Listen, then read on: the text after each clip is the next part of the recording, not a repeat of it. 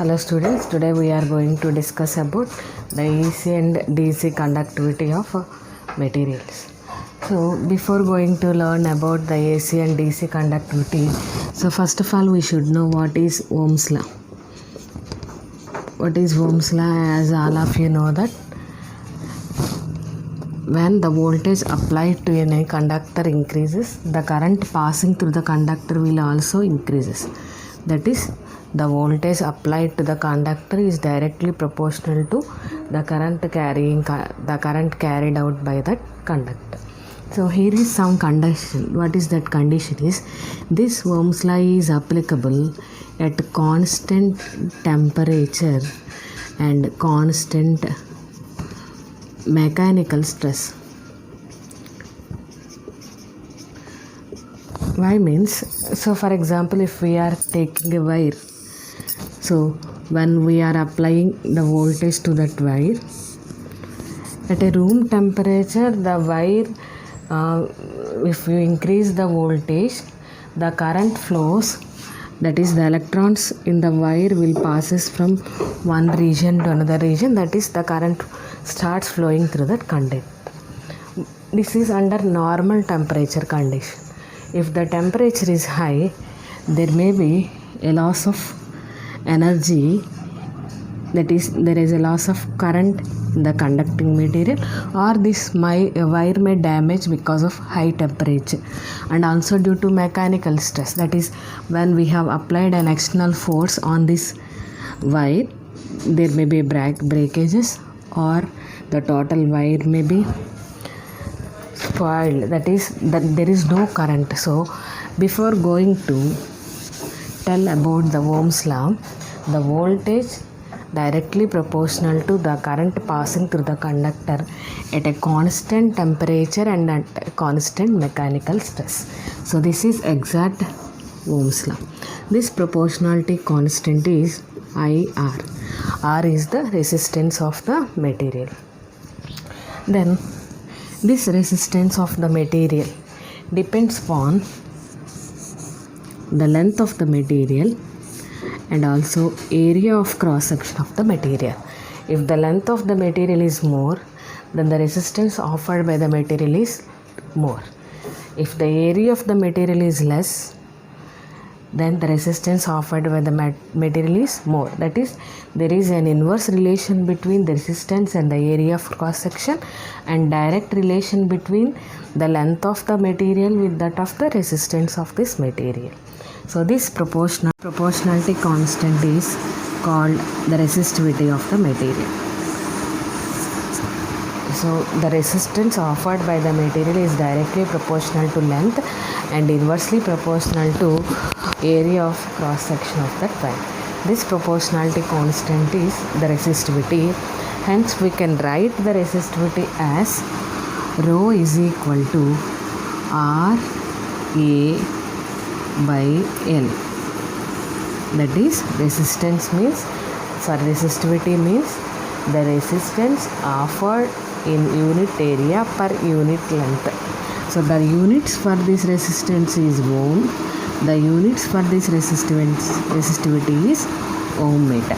So if we able to calculate the resistivity of a material, then the inverse of the resistivity itself is the conductivity. So the conductivity calculation is from Ohm's law. So what is Ohm's law? The voltage applied to any conductor is directly proportional to current passing through the conductor.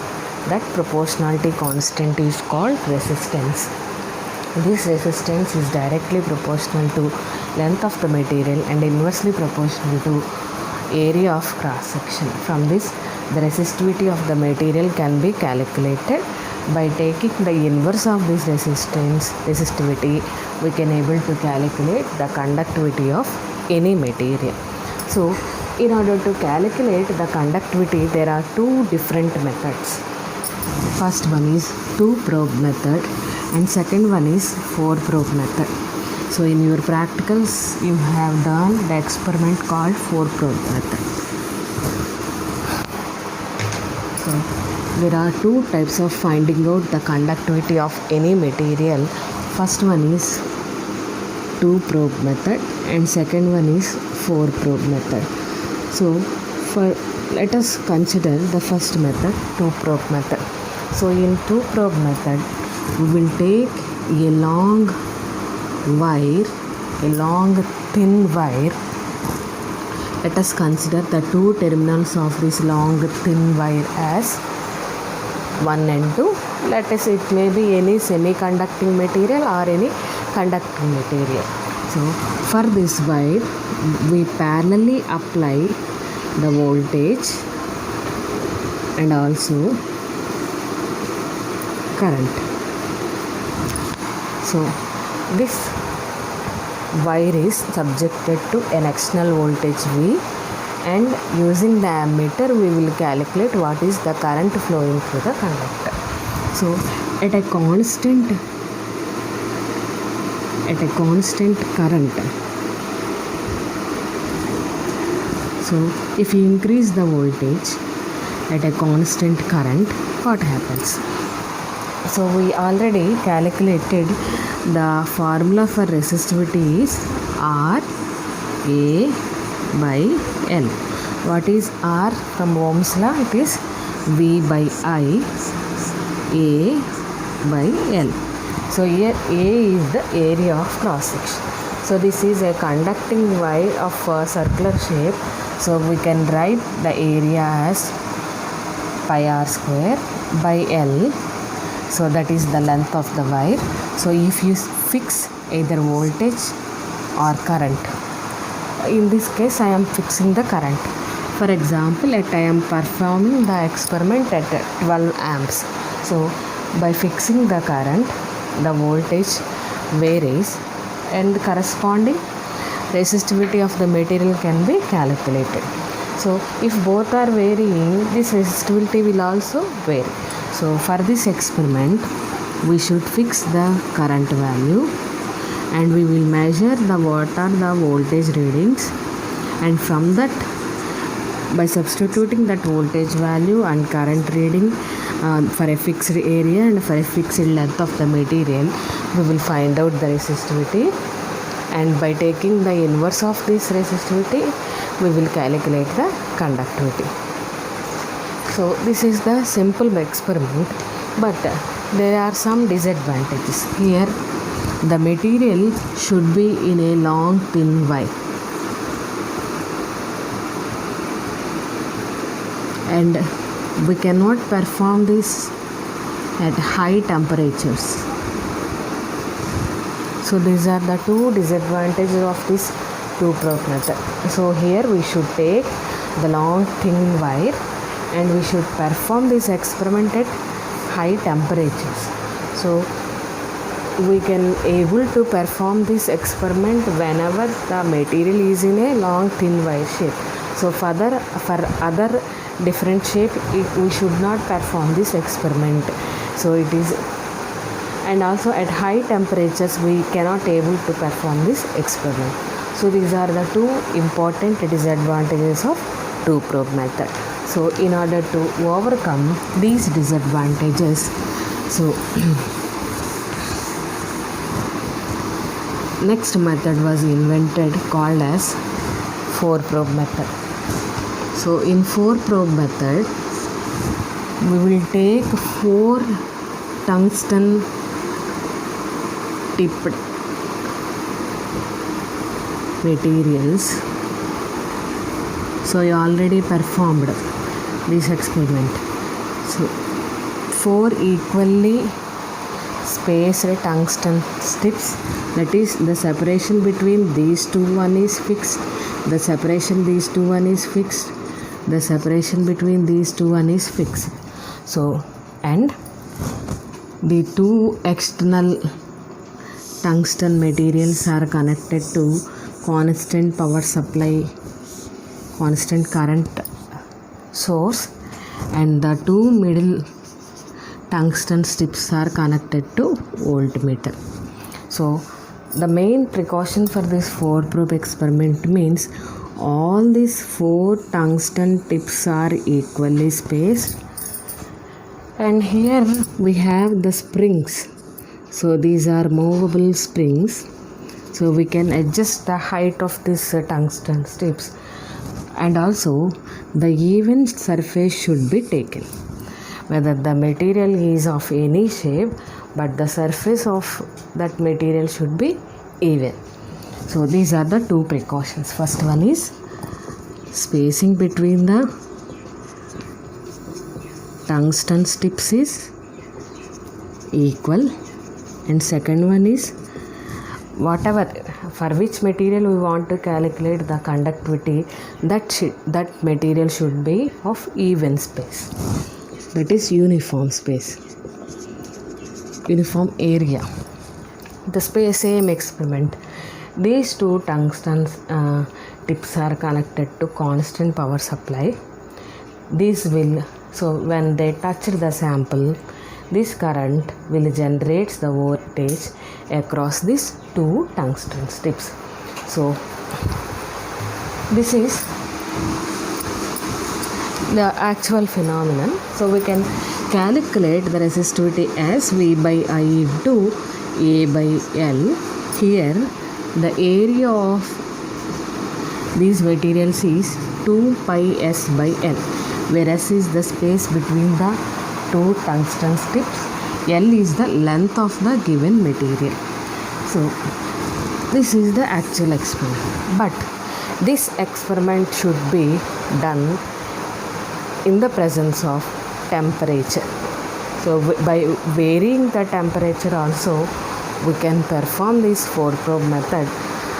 What is the use of varying temperature means we can also calculate the band gap of a semiconductor by varying the temperature. We simply perform this experiment by fixing the current, and we calculate the voltage. By that we calculate the resistivity, from that we calculate the conductivity. And also the another use of this experiment is we can calculate the energy gap of a semiconductor. So here to calculate the energy gap of a semiconductor, there is one formula. So this experiment should be done in presence of temperature. So the relation between the resistivity and the temperature is varying in an exponential way. So this formula you also learned in electronics. So the resistivity of any material varies with temperature exponentially. So rho is equal to A is some constant, exponential of Eg means band gap of a semiconductor, and K is Boltzmann constant, T is the temperature. We can vary the temperature. By varying the temperature, this resistivity will also varies like exponential graph. So if you take the logarithm, log base 10, then log rho base 10 is equal to log A base 10 plus log of base 10 of exponential. This is e power. So we need to convert into power of 10, then this value is 1.3026 Eg by 2 kT. So log rho base 10 is equal to this constant of log of some constant is also constant, some C, 1 plus 1 by 2.3026 Eg by 2 kT.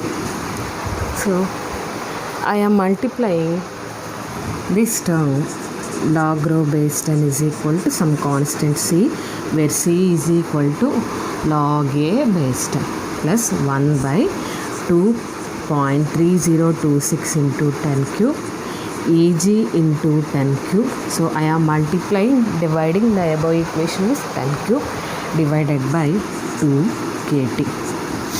So if you draw the graph between log 10 base 10 and 10 cube by T, we will get a straight line. So this is the equation of the form straight line.